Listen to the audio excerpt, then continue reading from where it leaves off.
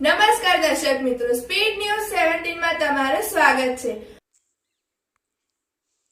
સુરતના લિંબાયતમાં આયોજિત હલ્દી કુમકુમ કાર્યક્રમમાં સી.આર. પાટીલ હાજર રહ્યા।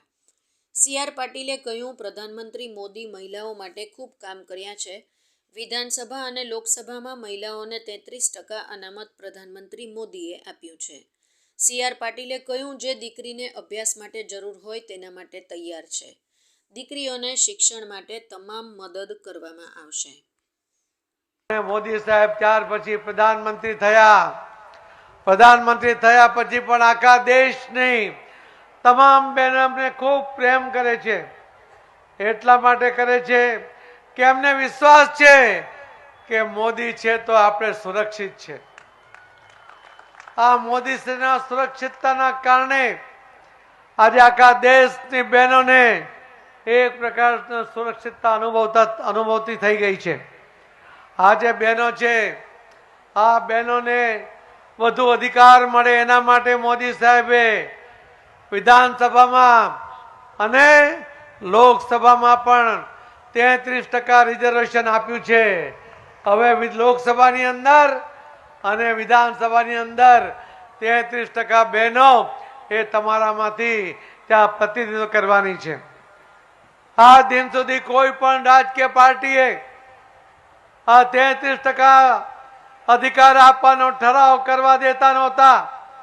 50% જેટલી બહેનો મતદાતા હોવા છતાં એમના માટે કંઈ કરતા નહોતા। દર વખતે ઠરાવ અટકાવતા હતા, કોઈ કાગળો ફાડી નાખતા હતા।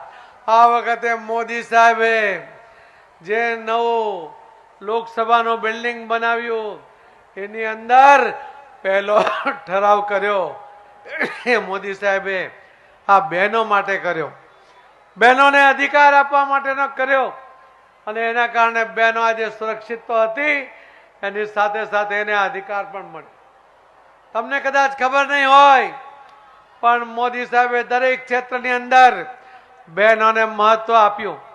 આ 26મી જાન્યુઆરી તે દિવસે જે 11 જેટલી પરેડમાં અલગ અલગ જે પ્લાટૂન હતી એમાંથી 10 પ્લાટૂન 11 માંથી 10 પ્લાટૂન એ મહિલાઓની હતી, એ બહેનોની હતી।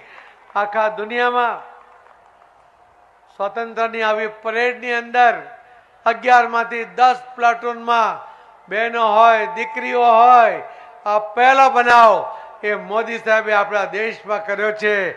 એના માટે પણ મોદી સાહેબનો ખૂબ ખૂબ આપણે આભાર માનીએ છીએ। મારે તો બહેનોને કહેવું છે કે આ બહેનોને આ કાર્યક્રમ કરવા પાછળનો હેતુ એ પણ હતો કે બહેનો ઘરમાંથી બહાર નીકળે, બહેનો બધી ભેગી થાય, બહેનો એકબીજાને મળે, એની ઓળખાણ થાય, એના બાળકો શું કરે છે, એ કેવી રીતે ભણે છે, પોતાના બાળકોને પણ એવું સારું શિક્ષણ આપવા માટેનો વિચાર એના મનમાં આવે, એના પોતાના વિચારો પણ બ્રોડ થાય, એ પણ વધારે વિચારથી થઈ જાય। એના માટે આ બહેનોને એકત્ર કરવી જોઈએ। એની પાછળનો એ હતો સમાજની અંદરના કુરિવાજોને દૂર કરવા માટે